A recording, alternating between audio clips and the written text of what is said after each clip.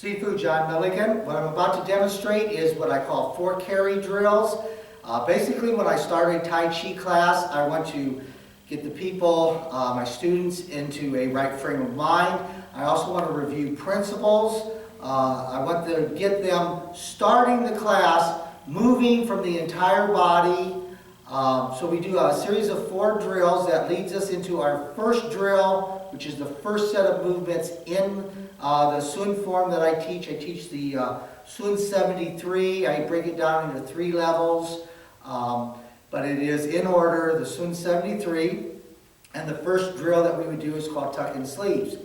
In order to work into that, I start with the Sun style, open and close hands with all my drills. This is particular to the Sun style of Tai Chi, but it's in everything. It's very important. Sun Lun Tang, when he devised the system, this was his favorite Qigong. Starts with this simple looking, it's open and close hands.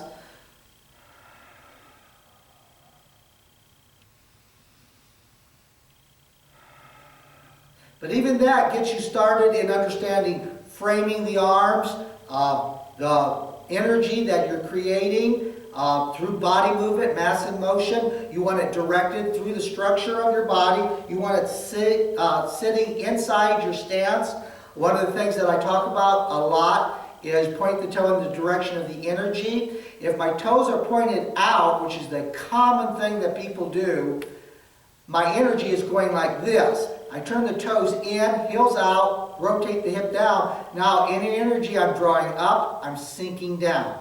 Hugely important to start this drill. So, open hands, close hand. The first carry is called carry the cloud, or move the cloud. So we're going to drop our hands down from this position to right in front of the solar plexus. Visualize a cloud. The reason for this is pacing. You can't shove a cloud, it dissipates. So we're going to coax the cloud side to side. Now at this time, we're only slightly moving the legs by bending the knees. This is a violation of principle. But oftentimes we violate a principle in an exercise or a Qigong in order to get a specific benefit. There's nothing wrong with violating a principle, but you have to understand what you're doing and why you're doing it. So my cloud kind of slows to a stop and then reverses direction.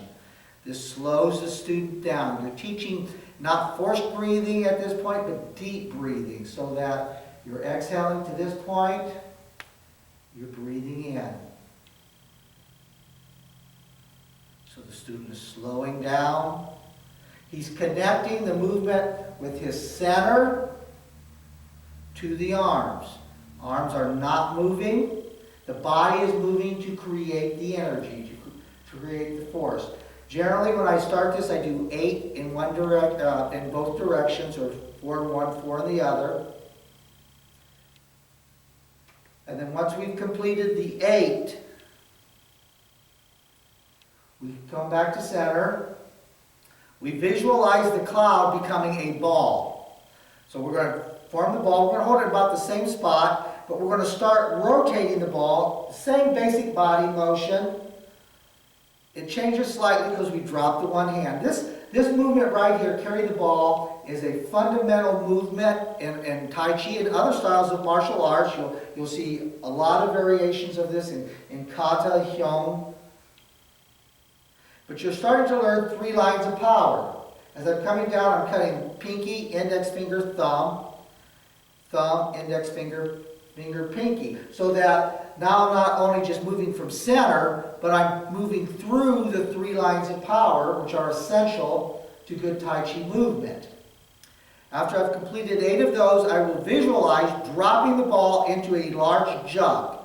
There's a reason for that. When I carry the jug, I want to come down and visualize picking up the jug because I'm changing my stance.